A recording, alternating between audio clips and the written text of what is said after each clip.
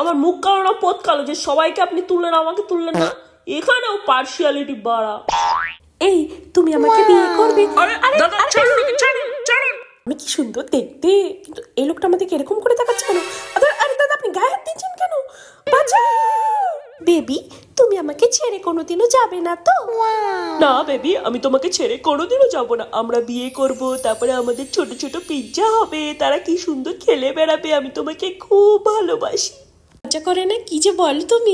কিন্তু এক সেকেন্ড, ইনিকে না কাকু আমাদেরকে আলাদা করবেন, আমরা দুজনকে খুব ভালোবাসি। কি যে ফেললো গায়ের উপর? আরে আবার ফেলছো, ঠান্ডা লেগে যাবে তো। হাচ্ছু হাচ্ছু, কি এটা? তেরি কলা। আরে তখন থেকে আমি সুইচ অফ হয়ে পদ উল্টে পড়ে রয়েছি, আর উনি কম্পিউটার মধ্যে হেডফোন ঢুকে নিঘাত ওই বয়ফ্রেন্ড নামক ভূতটার সাথে হিড়িছে।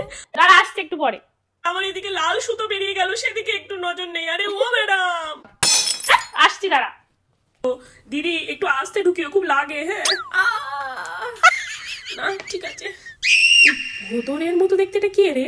ও দিদি, এ তুমি কার পাশে আমাকে চার্জে বসালে? ভোদরটা কে?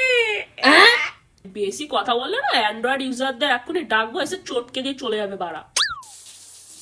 আরে বাবা হয়েছে হয়েছে, আর কত ডলবা, এবার তো ছাল উঠে যাবে গো। যাক বাবা, স্নানটা হলো তাহলে।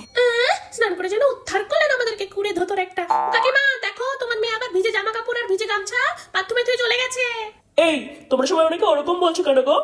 শোনো কোমর ভাই, তোমাকে তো নতুন লাগানো হয়েছে, ওই জন্য তুমি কিচ্ছু জানো না। পাশের ওই জাঙ্গিয়া দাদাগুলোকে দেখো, ওরা অন্তত 10 বছর ওখানে ওভাবেই পড়ে আছে। আমি সেই ছোটবেলার থেকে দেখছি, ওরা পচে দুর্গন্ধ বেরোচ্ছে জায়গা থেকে, তবু ওদের ধোয়ার নাম গন্ধ নেই।